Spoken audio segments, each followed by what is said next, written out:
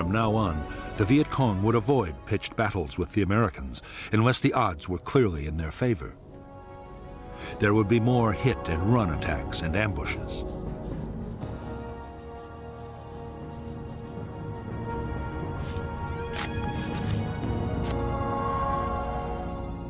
To counter the American buildup, Viet Cong recruitment would be stepped up, and more North Vietnamese Army troops would be infiltrated into South Vietnam.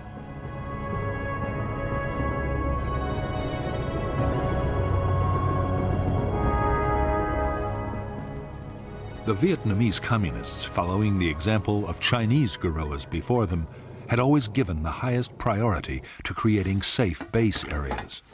They were training grounds, logistic centers, and headquarters.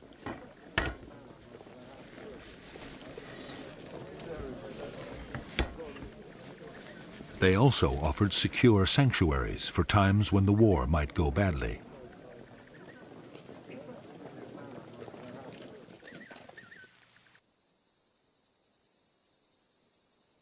Hiding the base areas had always been a high priority for the Viet Cong. Now, with American spotter planes everywhere, it was more vital than ever to protect them. In remote swamps or forests, there were few problems, but nearer the capital, it was much more difficult.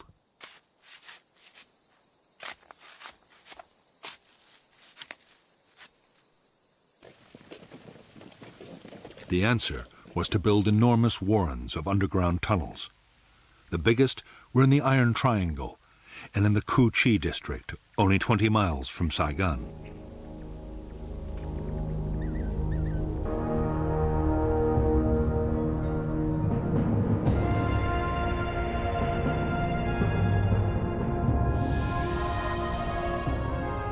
In the Cu Chi base area, any facility used by the guerrillas, like a conference room or training area, had almost instant access to the safety of underground.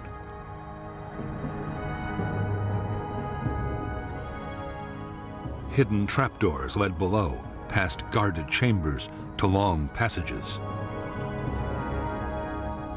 At regular intervals, branches led back to the surface and other secret entrances. Some openings were even concealed beneath the waters of streams or canals.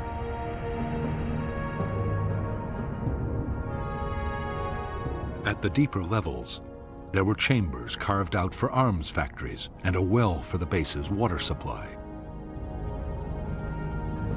There were storerooms for weapons and rice, and there was sometimes a hospital or forward aid station.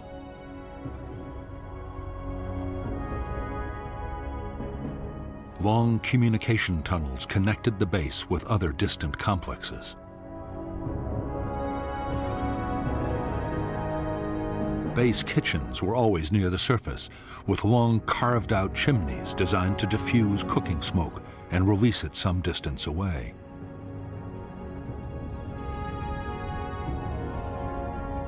Near the kitchens were the guerrillas' sleeping chambers, where they could survive for weeks at a time if need be. Everywhere on the top level, there were tunnels leading back upwards to hundreds of hidden firing posts for defense of the base.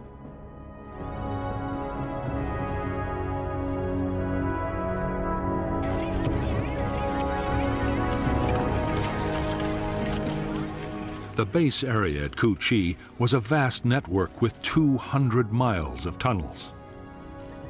There were other complexes too, big and small, scattered all over the country.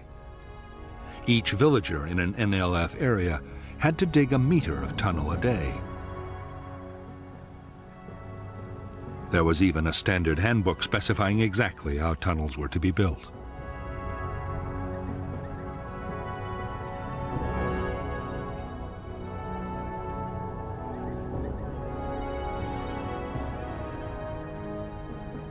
The orders coming from NLF headquarters were absolutely clear.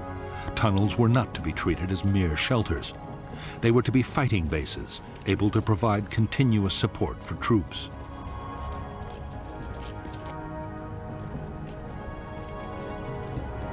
Even if the village was in enemy hands, the NLF beneath should still be fully capable of offensive operations.